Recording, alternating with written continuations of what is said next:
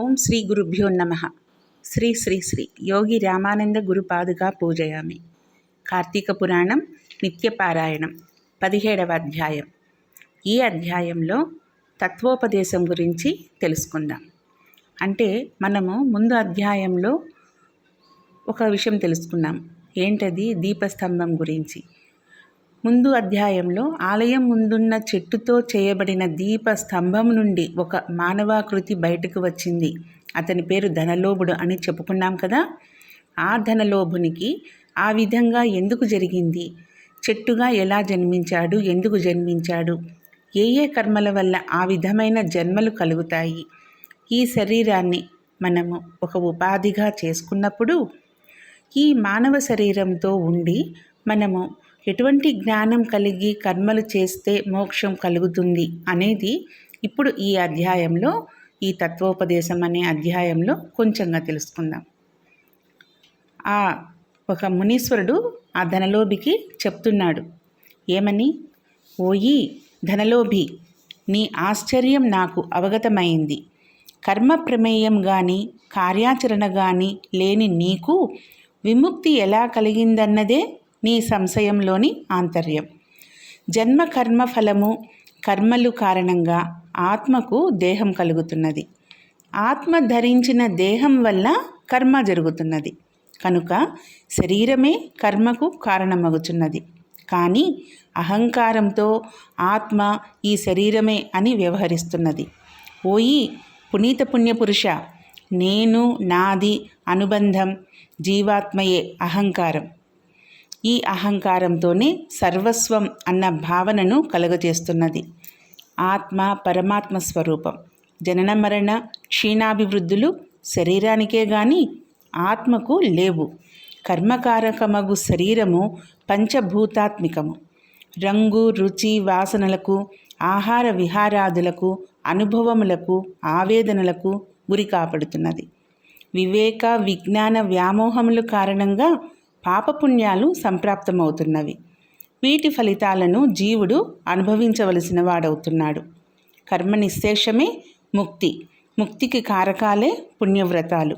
అంతఃకరణానికి, దాని పరిధికి సాక్షివై చైతన్య స్వరూపివై పరమాత్మునని భావించి శరీరం ఘటం వల్లే లోపభూయిష్టమై ఉంటుంది. కాబట్టి శరీరాలు పరమాత్ముని నిశ్చల రూపాలు కాలేవు. శరీరం ఆత్మ కాదు, పంచభూతాత్మిక శరీరం కాదు. ఈ శరీరంలోని ఇంద్రియాలు నీవి కావు. వ్యామోహాలకు లోనయ్యే ఇంద్రియాలు హానిని చేసే లక్షణాలు కలవి. వాటి కారణంగా నీవు పరమాత్మ కాగల స్వాతంత్రం లేదు. బుద్ధిని, దిక్కును పయనింపచేసే ప్రత్యేగాత్మ అని నిర్ధారించుకో.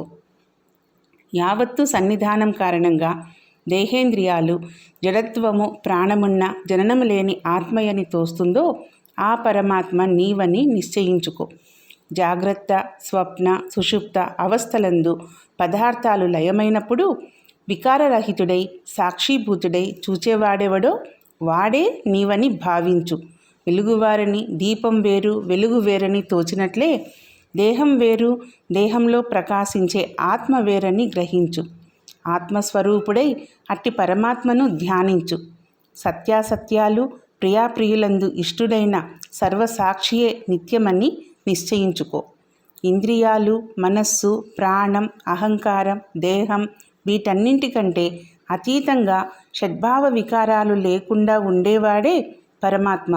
అజ్ఞానాంధకారం లేనిదే, చెరగనిది, నిర్మలమైనది, సుఖజ్ఞానం కలిగినది. సుఖానికి, ఆనందానికి అతీతమైంది, పరిపూర్ణమైంది, శాశ్వతమైంది అగు స్వరూపమే పరమాత్మ. సర్వజ్ఞత, సర్వేశ్వత్వం, శక్తిత్వం వేదాలలో ఎవరికైతే వర్తించి చెప్పబడిందో అట్టి పరమాత్మనే అనుసరించి ఆచరించు. ఏ వస్తు జ్ఞానం వలన పరిపూర్ణ జ్ఞానం కలుగుతుందని వేదాలు ప్రవచిస్తున్నాయో అదే పరబ్రహ్మమని, కర్మఫలదాయకమని, జీవులన్నింటికీ కారకమని వేదాలు ఘోషిస్తున్నాయి.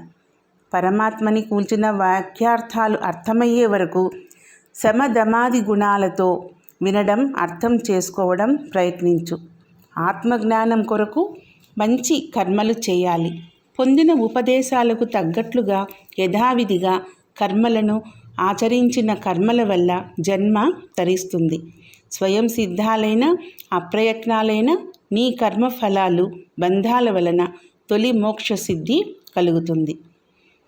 తత్వోపదేశ అధ్యాయం కార్తీక పురాణం 17వ రోజు పారాయణ భాగం సమాప్తం. రేపు ఇంకొక అధ్యాయంతో మరికొన్ని విషయాలను తెలుసుకుందాం. ఓం శ్రీ గురుభ్యో నమః.